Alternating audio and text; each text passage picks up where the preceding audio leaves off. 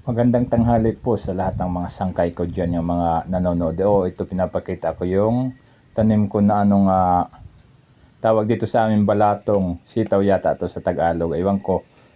Ito mga sangkay ko. Pinananali ko yung kahoy nga ginagapangan nila kasi mayroon bagyo ngayon dito sa amin.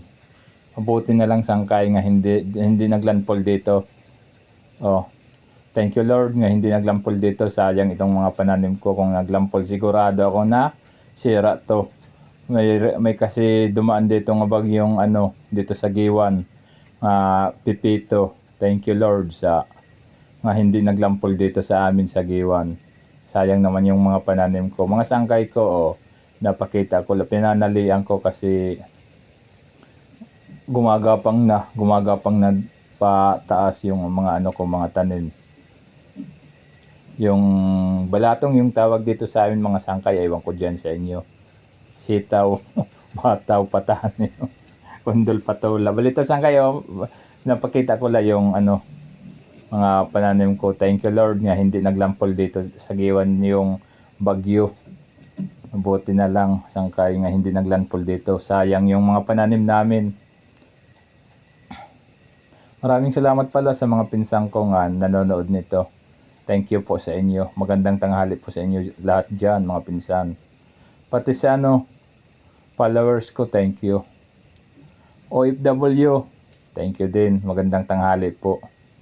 Mga padimadi, magandang tanghali. Ito lang muna yung pinakita ko ngayon kasi yung bangka ko nga